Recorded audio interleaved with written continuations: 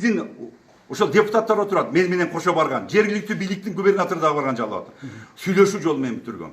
Мен эмне үчүн айттым? Өзүмдүн мактагандык эмес. Акыркы 7-8 болгон окуяларда мага кой таштагы 2019-жылы тапшырма моңдой коюлган. Атамбаевдин үйүнө баруу керек. Атамбаевди сурак алып келүү, мажбурлоо түрүндө. Мен 7 августта ошол өзү менен турган кызматкерлер менен мен сыймыктанам, катардагы сыймыктан. Бирок мен аларды өлүмгө салып барбадым. Эгерде Атамбаевдин үйүнө барганда, ал жерде барымтада калган Альфанын кызматкерлеринен курал алынган 55 автомат, канчалаган октор бирден атылганда канча өлүм болот эле.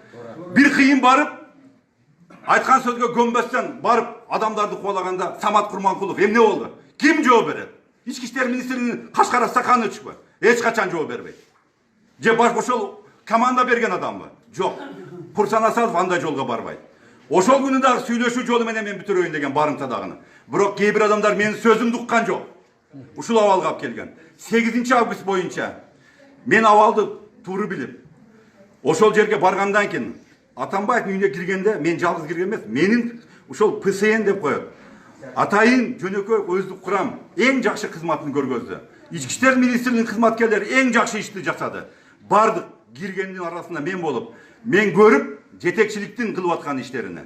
Штурмду колдобостон мен кыргыз жергебизде тынчтык туруктуулук болсун. Бейкүн адамдардын каны төгүлбөсүн. Анан эң немеси биздин жергебизде дайыма башка адамдар ушуну колдонуп кетпесин учурда деп туруп.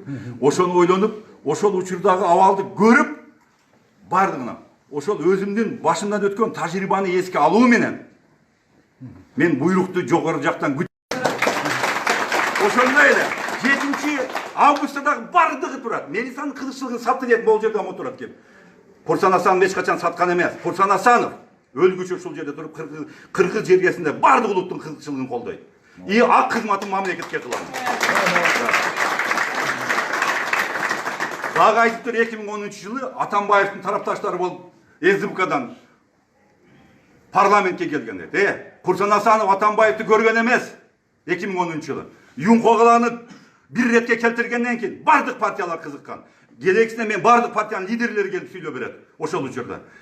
Мен ушул жерде отурган мына турат Азамат ака, Кушпа Тезекбаев, Аматов Сейит акалар, Карасунун аксакалдары түндүк түштүк маселеси көп болуп кетти 2010-дон кийин. Билесиңер, Бакиев кеткенден кийин. Ушул иретке келтирүү үчүн сен ушул партияга барышың керек деп айтканда, мен өзүм агаларымды, апаларымды угуп туруп, анан СДПК партиясына баргам. Мен Бишкекке келип, форумга келип бир кадам ташаган эмесмин. Бул болгон окуя. А бул жерде күнөдө ошону да жазып жатат. Мен кызыкчылыгым ойлогон эмесмин. Бир дагы мен кек башымды дайыма сайып, 7-8 августта дагы эки тараптан тең өлүү болбосун деп, өздүк курамдын ичинде дагы Самат Курманкуловго окшобосун деп туруп, мен ушул жолго барганмын. Өзүмдүн башымды сайып туруп. Мен ушул кылган бардык иш кыймыл аракети менен сыймыктанамын. Сөзсүз түрдө. Бир дагы мен пожалуйста желет этпеймин. Эл үчүн дайыма кызматка мен даяр.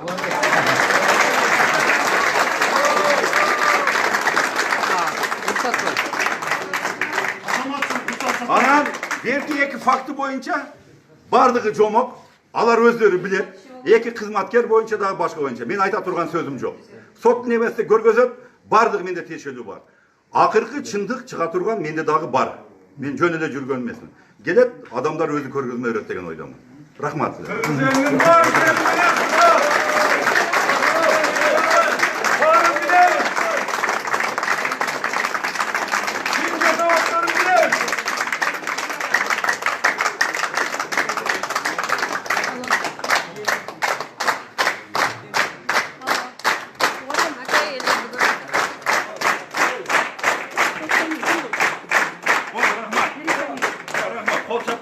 Бирок бир жерде неме бар?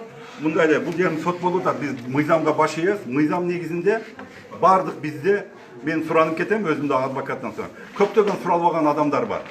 Мен ошолор суралганда бардык картина чындыкка чыгат. Ал бардын алдыга.